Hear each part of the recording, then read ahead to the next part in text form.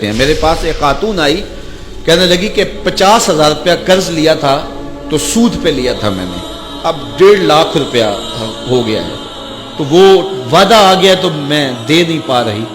تو ساتھ اس کا بچہ تھا اور وہ ٹانگوں سے معذور تھا, وہ منظر مجھے نہیں بھولتا.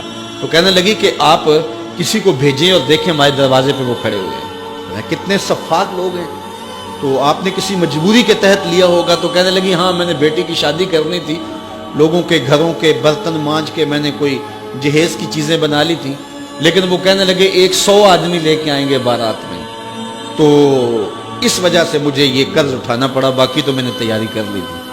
تو میں نے کہا آپ اپنے رشتہ داروں میں شادی کر لیتے جن کو آپ کا احساس ہوتا. تو اس نے مجھے کہا کہ جو بارات لے کے آیا وہ میرا سکا بھائی تھا.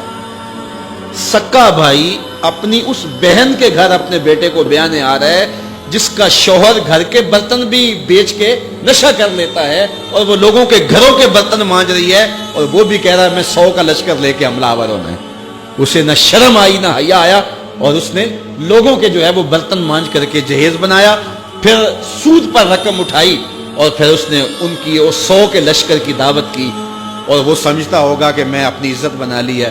اور میاں تو 3 بندے لے کے آ جاتا اور کہتا کہ ہم کھانا کھا کے آئیں گے, آپ کے گھر سے چائے پیئیں گے.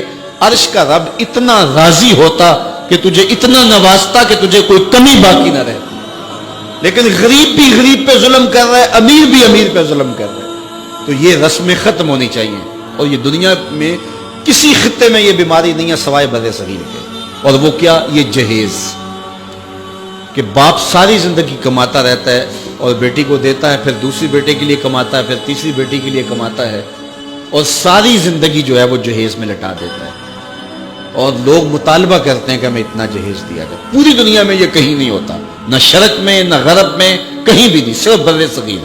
اور یہ ایک ہندوانہ رسم ہے, اور اس رسم کو ہم سینے سے لگایا ہوا ہے, اور اس پر اتنی سختی سے پابند ہے کہ دیکھا جاتا ہے کہ یہ چیز بھی ہونی چاہیے, یہ چیز بھی ہونی چاہیے, یہ بھی چیز ہونی چاہیے. جہیز کی باقاعدہ اشیاء ملتی ہیں, اور باقاعدہ جو ہے اس کے مطالبے, اس کی لسٹیں ہوتی ہیں کہ یہ ہمیں دیا جائے. بھلا کوئی جہیز سے بھی امیر ہوا ہے اور اس کے مسائل دور ہوئے ہیں؟ یہ بھی مانگنے کا ایک طریقہ ہے, اور پوری دنیا کے اوپر میں نے عرض کیا کہیں نہیں ہوتا, اور اسلام میں تو اس کی گنجائش ہی نہیں ہے. تحفہ آپ دے سکتے ہیں, لیکن وہ بھی ایک جو ہے وہ مخصوص دائرہ ہے. لیکن جب یہ سلسلہ ایک مرض بن جائے تو اس وقت اس سے بھی ان حالات کے اندر آپ کو گریز کرنا چاہیے, اور اس مصیبت سے بھی جان چھڑانی چاہیے کہ جو ہے وہ 1000 کا لشکر لے کر بیٹی والوں کے گھر حملہ آور ہوتے ہیں. کس نام پہ, کس وجہ سے؟ اور وہ لوگوں سے قرض اٹھاتے پھرتے ہیں. اور اس کے لیے ظاہر ہے جو بیٹیوں کے ماں باپ ہیں ان کے لیے اس کے خلاف جہاد کرنا بہت مشکل ہوگا.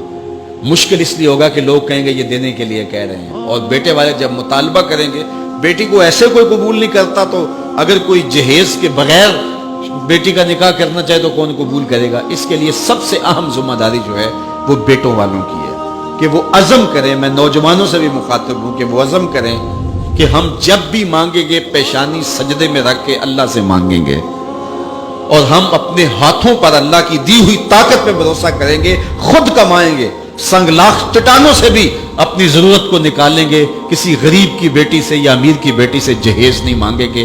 جس نے بیٹی دے دی اس نے کیا باقی رکھا ہے؟